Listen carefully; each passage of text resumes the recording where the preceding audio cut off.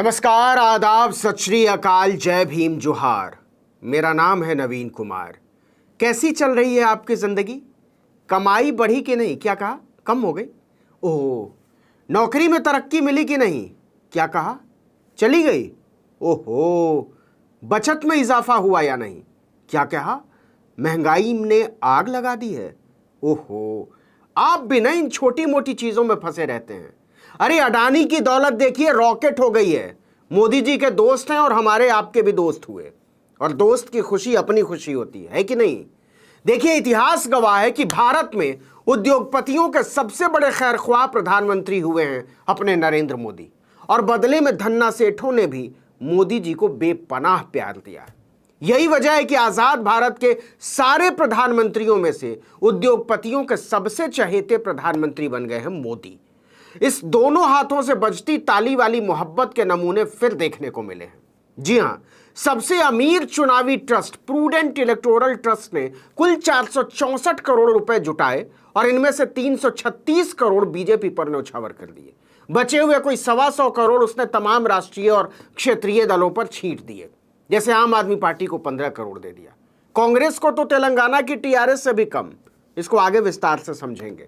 आपको बता दें कि प्रूडेंट इलेक्टोरल ट्रस्ट कॉरपोरेट जगत से राजनीतिक दलों को मिलने वाले लगभग 90% चंदे का अकेला मालिक है।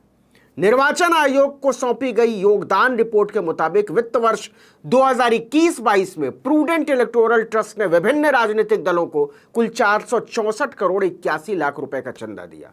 इसमें से सबसे ज्यादा 336 करोड़ रुपए का चंदा भारतीय जनता पार्टी को अकेले। वहीं देश की सबसे बड़ी विपक्षी पार्टी कांग्रेस की बात करें तो उसे ट्रस्ट से सिर्फ 16.5 करोड़ रुपए का चंदा मिला। कांग्रेस से 2.5 गुना ज्यादा तो टीआरएस को मिला है, 40 करोड़। कांग्रेस से ज्यादा तो समाजवादी पार्टी को भी मिला है, 27 करोड़।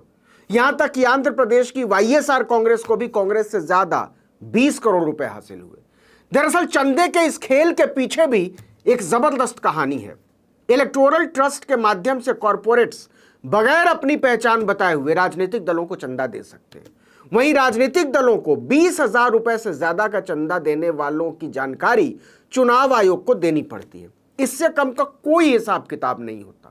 1,000-2,000 की पर्ची पर आप किसी भी पॉलिटिकल पार्टी में अरबों रुपए की काली कमाई खपा दीजिए, कोई दिक्कत नहीं है। ना कोई पूछता है और ना कोई बताता है। पर इस गुप्त रूप से दिए जाने वाले चंदे में एक ब्लैक होल है। एसोसिएशन फॉर डेमोक्रेटिक रिफॉर्म यानी एडीआर के संस्थापक जगदीप छोकर का मानना है कि सत्ता में बैठी पार्टी वित्त मंत्रालय के जरिए एसबीआई से चंदा देने वालों की पहचान हासिल कर सकती है, जबकि आम आदमी और यहां तक कि चुनाव आयोग को भी इसकी जानकारी नहीं होगी। इसका इस्तेमाल सरकार अपने विपक्षियों को मिलने वाले चंदे को प्रभावित करने में कर सकती है, उन्हें आर्थिक तौर पर कमजोर करने और दबाने के लिए कर सकती है। अब इसमें आशंका पैदा होती है कि कहीं यही वजह तो नहीं है कि भाजपा की संपत्ति दिन ब दिन वंदे भारत की स्पीड से बढ़ती जा रही है और दूसरे दलों की इनकम घटती जा रही है लगातार, खासकर कांग्रेस। ये बातें कोई मैं नहीं कह रहा हूं हवा हवाई, बल्कि एडीआर की रिपोर्ट कह रही है। इसमें साफ कहा गया कि बीजेपी ने पिछले वित्त वर्ष में कांग्रेस के मुकाबले 5.25 गुना से ज्यादा कमाई की।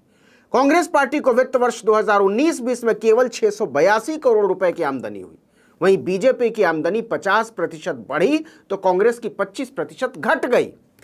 इन आंकड़ों को देखकर ज्यादा हैरान मत होइए, क्योंकि बीते 2 साल के आंकड़े भी कुछ इसी प्रकार के हैं। जी जनाब, बीजेपी को वित्त वर्ष 2019-20 में पिछले वित्त वर्ष 2018-19 के मुकाबले 50% ज्यादा आमदनी हुई। बताया हमने भी आपको। चुनाव आयोग की ऑडिट रिपोर्ट बताती है कि केंद्र में सत्ताधारी दल भारतीय जनता पार्टी को बाकी सभी 6 राष्ट्रीय दलों को मिलाकर, मतलब कांग्रेस, तृणमूल कांग्रेस, मार्क्सवादी कम्युनिस्ट पार्टी, भारतीय कम्युनिस्ट पार्टी, राष्ट्रीय कांग्रेस पार्टी और बहुजन समाज पार्टी की कुल आमदनी के मुकाबले, सबको मिला दीजिए, उसके मुकाबले करीब 3 गुना ज्यादा चंदा मिला। अब यह जान लीजिए चंदा दे कौन रहा है। यह जानना बहुत मजेदार है। 2021-22 की फंडिंग डिटेल से पता चलता है कि आर्सेलर मित्तल समूह ने प्रूडेंट इलेक्टोरल ट्रस्ट में 135 करोड़ रुपए का चंदा दिया। कोविशील्ड वैक्सीन का निर्माण करने वाले सीरम इंस्टीट्यूट ने ट्रस्ट को 45 करोड़ रुपए दिए। वहीं हीट्रो ड्रग्स लिमिटेड और हीट्रो लैब्स लिमिटेड ने 5-5 करोड़ रुपए, टोरेंट फार्मा ने 2 करोड़ रुपए दान किए। ग्राहकों को घटिया सर्विस देने के लिए बदनाम भारतीय एयरटेल और उसकी सहयोगी कंपनियों ने ट्रस्ट पर 52.5 करोड़ रुपए उड़ाए। चुनाव आयोग के साथ साझा किए गए डेटा के मुताबिक दिल्ली एविएशन प्राइवेट लिमिटेड ने 30 करोड़ रुपए दिए। वहीं यात्रियों की जेब काटकर हवाई अड्डा चलाने वाली इंफ्रास्ट्रक्चर कंपनी जीएमआर समूह ने कोई 40 करोड़ रुपए दी। डीएलएफ ने 25 करोड़ रुपए दिए। कई ट्रस्ट ऐसे हैं जो एक ही पार्टी को फंडिंग करते हैं। मसलन आदित्य बिरला समूह से जुड़े एबी जनरल इलेक्टोरल ट्रस्ट ने 2021-22 में 10 करोड़ रुपए अकेले भाजपा को भेजे, किसी और को नहीं। कहने की जरूरत नहीं है कि उद्योगपतियों से मोदी जी की यारी ने भाजपा की आमदनी में लगातार इजाफा किया है। 2020 में आई एडीआर की रिपोर्ट के मुताबिक बीजेपी सबसे अमीर पार्टी है। उसने कुल 4,847 करोड़ रुपए की संपत्ति घोषित की। उस रिपोर्ट में दूसरे नंबर पर मायावती की बसपा आती है, जिसकी संपत्ति 698 करोड़ रुपए रही। कांग्रेस का नंबर तीसरा था, 588 करोड़। अगर बात फिक्स डिपॉजिट श्रेणी की करें तो उसमें भी बीजेपी अव्वल है। साल दर साल बीजेपी से दूसरे दलों की कमाई का फासला बढ़ता गया है। इसको आप ऐसे भी कह सकते हैं कि अगर बीजेपी राजनीतिक दलों की अडानी है तो दूसरे दल गरीबी रेखा से नीचे।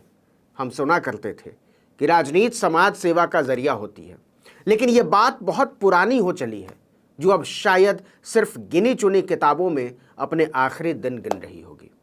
आज राजनीति का मतलब और मकसद पूरी तरह से बदल चुका है।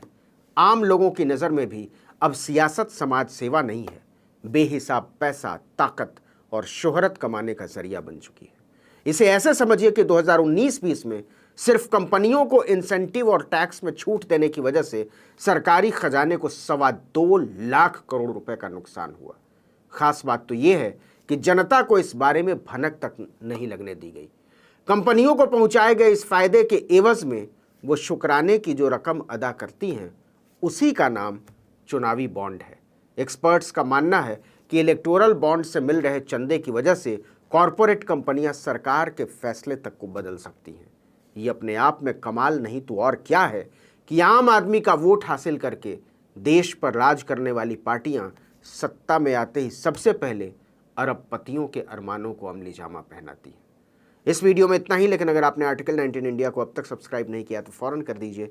बेल आइकॉन दबाइए, घंटी जैसी आकृति लाइक कीजिए और कमेंट करके बताइए हमारा वीडियो आपको कैसा लगा। यूट्यूब पर देख रहे तो हमारे चैनल को सब्सक्राइब कर दीजिए। फेसबुक पर देख रहे तो हमारे पेज को लाइक कीजिए। इंस्टाग्राम पर हमें फॉलो कीजिए और हमारा ट्विटर हैंडल है article19_India और मेरा ट्विटर हैंडल है नवीन जर्नलिस्ट। नमस्कार।